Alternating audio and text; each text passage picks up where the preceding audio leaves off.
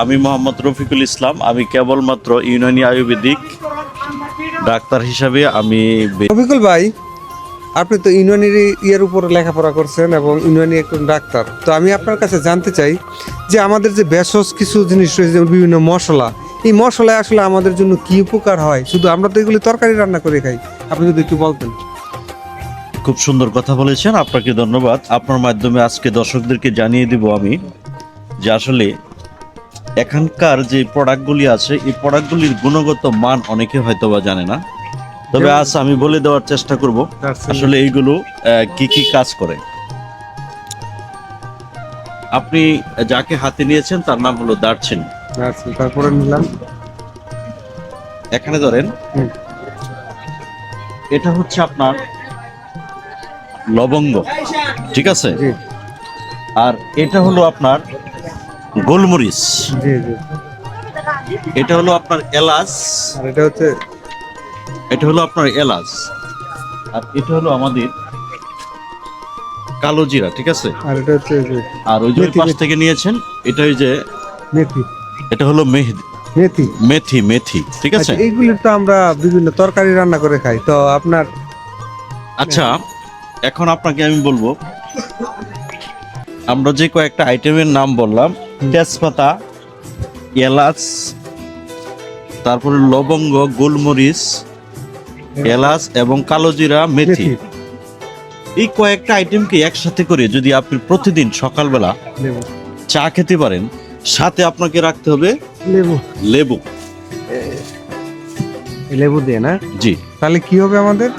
এই যে লেবু, এই লেবু, এই যে কয়েকটা আইটেমের কথা আমি বললাম, এই কয়েকটা আইটেম পাশাপাশি হলো লেবু, একসাথে করে যদি আপনি সকালবেলা চা খেতে পারেন, সন্ধ্যাবেলায় চা খেতে পারেন, তাহলে আপনার মনে করেন যে কয়েকটা রোগের কাজ হবে, এটা আসলে আপনি কল্পনা করতে পারবেন না। কিন্তু আসলে আমরা অনেকে এটা খাই না, কিন্তু প্রত্যেকটা মানুষে আসলে খাওয়ার দরকার। এক নম্বর হলো আমাদের শরীরের যে ইমিউনিটি সিস্টেম আছে, এই সিস্টেমকে যদি আপনি ভালো রাখতে চান, তাহলে এই যে ভেষজ জাতীয় যে প্রোডাক্টগুলো আছে এগুলি খাওয়ার অত্যন্ত জরুরি। দ্বিতীয়ত হলো যদি আপনার হজম শক্তি কম হয়, হজম শক্তি আপনার একদম কম, খাওয়া দাওয়া আপনি যা খাচ্ছেন তা কিন্তু আপনার হজম হচ্ছে না, ঠিক আছে। আপনি এগুলি খেতে পারলে আপনার মনে করেন হজম শক্তি বাড়বে। শুধু তাই নয়, যদি আপনার মনে করেন পায়খানা কঠিন হয়, অর্থাৎ কনস্টিপেশনের যে সমস্যাগুলি হয়, কনস্টিপেশনকে যদি আপনি পরিষ্কার রাখতে চান, ভালো রাখতে চান, নিয়মিত যে আমাদের প্রতিদিনের যে পায়খানা হয়, এটা যদি আপনি ভালো রাখতে চান, তাহলে কিন্তু আপনার এই আইটেমগুলি খুব জরুরি। শুধু তাই নয়, তাছাড়াও আছে আপনার যাদের মনে করেন অতিরিক্ত অর্থাৎ ক্ষতিকর কোলেস্টেরল আছে, যা আমাদের শরীরের জন্য কিন্তু অত্যন্ত ক্ষতিকর। এটা আপনার অতিরিক্ত কোলেস্টেরল কমাতে হলেও কিন্তু আপনার এই আইটেমগুলি কাজ করবে। শুধু তাই নয়, এখন আমরা দেখা যাচ্ছে যে প্রতিদিন কিন্তু ডায়াবেটিসের জন্য বিভিন্ন ডায়াবেটিস হসপিটালে কিন্তু আমরা নিয়মিত যাচ্ছি এবং ডায়াবেটিসের প্রোডাক্টগুলো আমরা খাচ্ছি। আমি গ্যারান্টি দিয়ে বলতে পারি, এই আইটেমগুলি যদি কেউ সংগ্রহ করে খেতে পারে, তাহলে তার ডায়াবেটিস হবে না, হবে না, হবে না। অর্থাৎ এই প্রাকৃতিক ভাবে আমাদের রোগ প্রতিরোধ মানে রোগ হলে নিরাময়ের ব্যবস্থা মহান সৃষ্টিকর্তা রেখেছেন। জি, তাই মানে, অবশ্যই।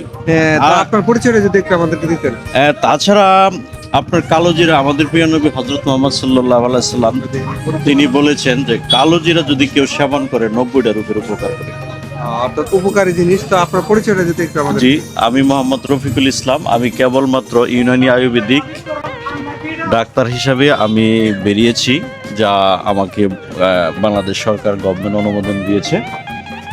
আর আমি মোমেন শাহী ইউনানি মেডিকেল কলেজ থেকে এই কেবলমাত্র কিছুদিন হলো বাহির হইলাম।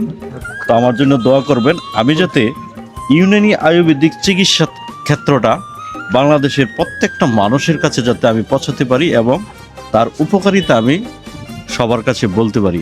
হ্যাঁ, ধন্যবাদ আপনাকে। উনিও শুধু মানে এই ক্ষেত্রেই নয়, উনিও কন্টেন্ট ক্রিয়েট করে থাকে। আর এই বিষয়ে আরো তথ্য পাবেন, বিশেষ করে আমাদের আশেপাশে ছড়িয়ে ছিটিয়ে বিভিন্ন গাছগাছালির কি কাজ, কিভাবে আপনি এই গাছটাকে কাজে লাগাতে পারেন, কিভাবে আপনি এটা আপনার উপকারী করতে পারেন, সেই বিষয় নিয়ে আরো ভিডিও থাকবে।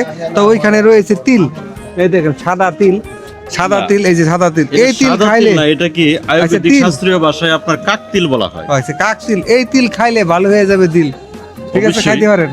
যাদের ক্যালসিয়ামের অভাব আছে, যাদের শরীরে ক্যালসিয়ামের অভাব আছে, অর্থাৎ যারা অস্টিওআর্থ্রাইটিস কিংবা আপনার রিউমাটিক আর্থ্রাইটিসে ভুগতেছে, তারা যদি এই সাদা তিল অর্থাৎ এই কাকতিলকে খায় তাহলে তার ক্যালসিয়ামের ঘাটতি পূরণ হবে, পাশাপাশি তার শারীরিক শক্তি বৃদ্ধি পাবে, এমনকি শরীরের যে কোনো ব্যথার জন্য কিন্তু এই কাকতিল কাজ করে। আচ্ছা, ধন্যবাদ। আরো অনেক কিছু রয়েছে, এগুলি নিয়ে আমরা পরে আবার আলোচনা করব। রফিকুল ভাইকে অসংখ্য ধন্যবাদ, যেহেতু উনি সদ্য নির্বাচিত হয়েছেন আয়ুর্বেদিক ডাক্তার হিসেবে, সেই ক্ষেত্রে তার জন্য শুভকামনা রইল। শামীম ব্যাপারী ফেসবুক থেকে ধন্যবাদ জানাচ্ছি। আর উনি নিজেও একজন কন্টেন্ট ক্রিয়েটর, আসলে উনি আমার কন্টেন্ট জগতে একটা অনুপ্রেরণা ব্যক্তি বলা যায়। উনি আমার আগে থেকেই কন্টেন্ট করতো, সেই ক্ষেত্রে রফিকুল ভাইয়ের জন্য আমি অসংখ্য দোয়া এবং কামনা রইল। এবং আপনারা যদি কোনো গাছগাছালি বা কোনো আয়ুর্বেদিক কোনো প্রশ্ন থেকে থাকে, সেক্ষেত্রে ওনাকে করতে পারেন, আমরা চেষ্টা করব সেই বিষয়ে আপনার সঠিক উত্তর দেওয়ার জন্য। সবাই ভালো থাকবেন। শামীম ব্যাপারী, ভালো লাগলে অবশ্যই লাইক কমেন্ট শেয়ার আশা করি। আপনাকে অসংখ্য ধন্যবাদ সুন্দর উপস্থাপনার জন্য। প্রিয় দর্শক, আপনারা ওনার উপস্থাপনা আপনারা দেখে থাকেন, খুব সুন্দর উপস্থাপনা করেন, পাশাপাশি উনিও কিন্তু একজন কন্টেন্ট ক্রিয়েটর হিসাবে সুপরিচিত এবং পরিচিত। ওনার ভিডিওগুলো আপনারা দেখবেন, সে আশাবাদ ব্যক্ত করে আজকের মতো এখানেই শেষ করলাম। আবারও দেখা হবে যে কোনো ভিডিও নিয়ে। সে পর্যন্ত আপনারা সবাই ভালো থাকেন। আল্লাহ হাফেজ। ধন্যবাদ।